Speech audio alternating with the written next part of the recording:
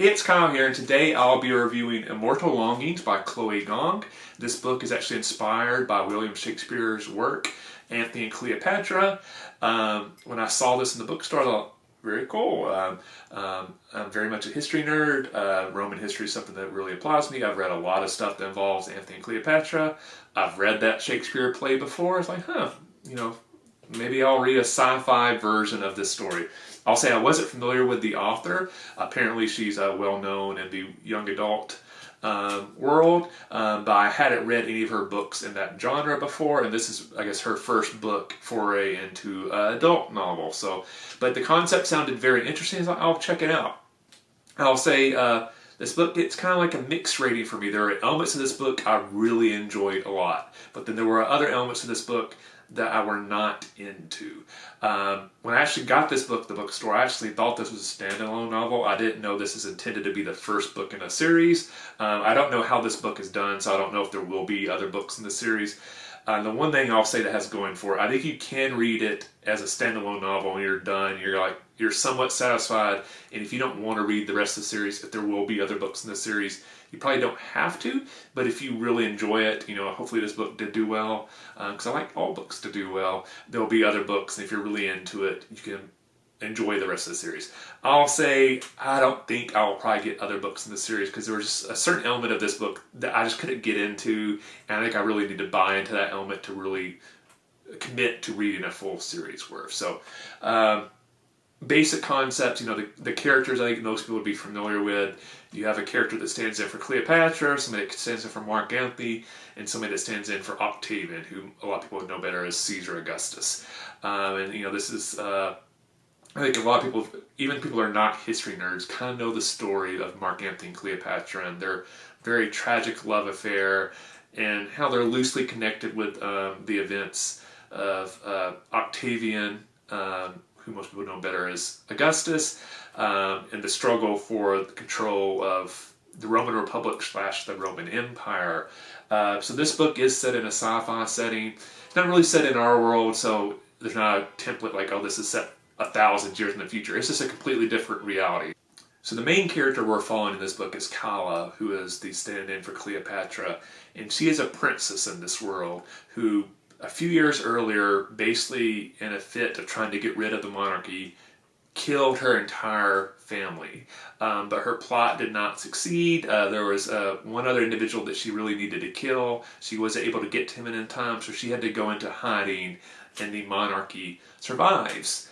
Anton, who stands in for Mark Antony, is kind of a disgraced noble who had a lot of issues that kind of forced him to go semi into exile.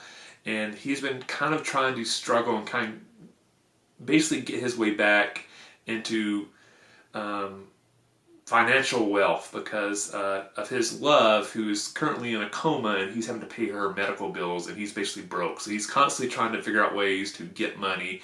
And so in some ways he's trying to find his way back into power just for the financial reasons, to try to keep his love alive. In this reality, there is this big, kind of almost, I would say, like a Hunger Games-esque contest that is sponsored by the royal family. And the winner of this contest wins a ton of money and actually gets to attend an event where they are honored in person by the king. So Kala is very interested in winning this contest because she wants to be in the same room as the king in disguise and then kill this king and kind of complete her mission of killing all the people that she blames for the wrongs of the society. Anton wants to win this competition because he needs the money so he can, basically keep his true love getting the medical care that she needs and kind of get out of debt and finally stop treading water and actually kind of be in a position where he is comfortable, but at the same time his girlfriend is securing her medical treatment. At the same time, we have the stand-in for Octavian, who is kind of plotting about how to gain control of the government, and he is using this contest to try to make that happen. And he wants to use Kala to kill the king so that he can seize control. And that's the basic plot. A lot of the interactions with the characters I really enjoy a lot. I think the characters are really well developed and interesting. The concept of the world is very cool. Um, Overall, like I enjoy that side of the book a lot. It's the sci-fi side of the book that just doesn't really do it for me. I guess it could be sci-fi or fantasy. I'm not sure which one it better falls into. But basically, in this world, people have the ability to basically their spirits to jump bodies, and they can kind of take control of another body for a period of time and do stuff with it, and then jump back into their own body. And it's kind of implied that members of the nobility, their genes allow them to do this even better. And in this contest, this kind of this Hunger Games inspired contest, where the contestants are trying to kill each other, jumping bodies is a big part of it. So the idea is when you're going around the city, you don't know who's actually the contestants in the game because people constantly jump bodies and you can't really just recognize them. It's not until they start to attack you realize like, oh, this is another contestant in the game. I think that concept is cool, and I enjoyed elements of it. I think the issue I had is the author uses it a lot. And so there are various moments where there's these big plot development points, character development points, and these periods, the storyline would have benefited if maybe there had been these body switching moments in these elements, and we just had the actual characters dealing with it. So I almost feel like that element of the book was over-relied on for to shock the reader, keep the reader confused, keep the reader guessing on what's going to happen. But at the same time, because it was happening so much, the entire time you were reading it, you almost felt like, I just can't really trust anything that's happening because of this element of the storyline. So unless we're getting an internal monologue from that character, we really don't know who's in anybody's body. So it's hard to take any situation seriously. So there's these big moments where there's a really high stakes thing, and you're like, oh yeah, but they're probably just going to jump bodies. So you kind of lose that high stakes element of the plot.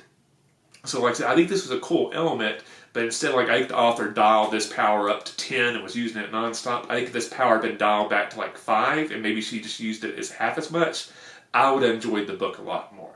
Other people might feel completely different, and that power might be the thing they love the most about the book. But for me, it just didn't do it, and it's probably why I'm really not really interested in reading the rest of the series. So if anybody's read Immortal Longings, let me know, what did you think? Did you enjoy the book more than I did? Or were you like me and kind of struggled with elements of the book? Let me know, did you enjoy Chloe Gong's work in the young adult sphere? Let me know her works in there. Were they interesting? Did you enjoy them? Do you think I should check them out? Because I do read young adult every once in a while. So let me know in the comment section below. What were your opinions of this book and Chloe Gong's other works? Anyway, I hope you enjoyed this review. If you did, please hit that like button. If you have yet, please subscribe to the channel. I really appreciate support. Thanks for watching. I'll see you the next time, and happy reading.